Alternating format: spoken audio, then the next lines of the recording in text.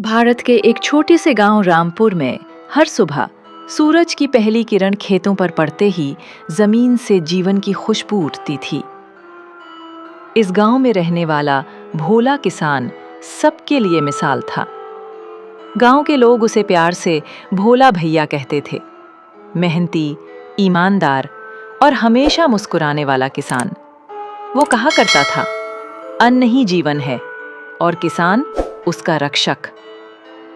भोला के चेहरे पर हमेशा एक आत्मविश्वास भरी मुस्कान रहती, भले ही हालात कितने ही मुश्किल क्यों ना हो।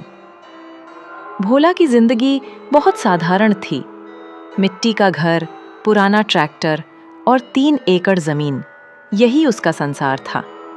उसकी पत्नी सविता और बेटा गोपाल उसके जीवन की सबसे बड़ी ताकत थे। हर सुबह वो सूरज से पहले उठता, मिट्टी को छूकर प्रणाम करता और कहता, चल साथ दे आज भी, पेट भरना है इस देश का। गांव के लोग अक्सर शहरों की चमक देखकर खेती छोड़ देते थे, लेकिन भोला कहता, जिस दिन किसान हल छोड़ देगा उस दिन थाली खाली रह जाएगी। वो दूसरों को भी खेती से जोड़े रखने की कोशिश करता था। बच्चों को बताता, बेटा ये मिट्टी सिर्फ धूल नहीं, जीवन है। सविता अक्सर कहती, भोला तभी तो अपने लिए भी सोचो। भोला हंसकर जवाब देता, हमारा सुख तो इन खेतों में है सविता। जब ये हरियाली लहराती है ना, तो लगता है भगवान मुस्कुरा रहा है। बेटा गोपाल पढ़ाई में बहुत अच्छा था। भोला चाहता था कि वो बड़ा होकर कृषि वैज्ञानिक बने, ताकि किसान भाइयों की तकलीफ समझ सके। एक साल गांव में बारिश नहीं हुई, फसलें सूखने लगीं, जमीन फट गई और भोला की आंखों में चिंता की लकीरें उभर आईं। हर दिन आसमान की ओर देखता और कहता, हे भगवान, थोड़ी सी बारिश भेज दे, नहीं तो सब खत्म हो जाएगा। ट्यूबवेल सूख चुका था, बीज सड़ गए थे, लेकिन फिर भी वो हिम्मत नहीं हारा। हार मानना किसान को शोभा नहीं देता, उसने कहा, और सूखी जमीन पर भी हल चलाना शुरू कर दिया।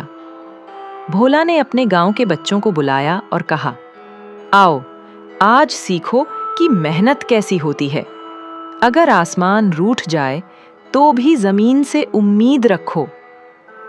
बच्चे उसकी बात सुनकर खेत में मदद करने लगे। धीरे धीरे गांव के लोग भी जुड़ गए। सबने मिलकर कुआं खोदा, मिट्टी को जोता और नई उम्मीद बो दी। एक दिन आसमान में काले बादल छा गए। पहली बारिश की बूंदें जब जमीन से टकराईं, तो भोला ने मिट्टी उठाकर माथे से लगा ली। आंखों से आंसू बह निकले, पर ये आंसू खुशी के थे। मिट्टी ने जवाब दे दिया, बेटा, मेहनत कभी व्यर्थ नहीं जाती। फसल लहलहाने लगी, खेतों में हरियाली लौट आई और गांव में खुशहाली की बयार फैल गई। कुछ महीनों बाद भोला की फसल पूरे जिले में सबसे अच्छी मानी गई। सरकार ने उसे श्रेष्ठ किसान पुरस्कार दिया। पुरस्कार मंच पर खड़ा भोला बोला, मैं बड़ा आदमी नहीं हूं, मैं बस अन्नदाता हूं। जब आप थाली में खाना देखते हैं तो उसमें किसी किसान का पसीना होता है। भीड़ तालियों से गूंज उठी। घर लौटते वक्त भोला ने अपने बेटे से कहा, गोपाल, याद रखना, जिस दिन इंसान मिट्टी को भूल जाएगा उसी दिन इंसानियत मिट जाएगी। गोपाल ने पिता के पैर छूकर कहा, बाबा, मैं वादा करता हूं, मैं मिट्टी का मान कभी नहीं घटने दूंगा। लेकिन किस्मत को कुछ और मंजूर था। अगले साल फिर सूखा पड़ा, बिजली के बिल बढ़ गए, कर्ज भी बढ़ गया। भोला दिन रात मेहनत करता, पर कर्ज का बोझ बढ़ता चला गया। एक दिन शहर के बैंक वाले गांव आए और बोले, अगर कर्ज नहीं चुकाया तो जमीन जब्त कर ली जाएगी। भोला का चेहरा उतर गया। वो चुपचाप खेतों में चला गया और मिट्टी को हाथ में लेकर बोला, तू ही मेरी माँ है, अगर तुझे खो दूं तो मैं कुछ नहीं। रात भर वो खेत में बैठा रहा। सुबह जब सूरज उगा तो उसने आखिरी बार आसमान की ओर देखा और वहीं खेत में गिर पड़ा। उसका दिल अब उस दर्द को और नहीं सह सका। गांव के लोग दौड़े आए। भोला अब नहीं रहा।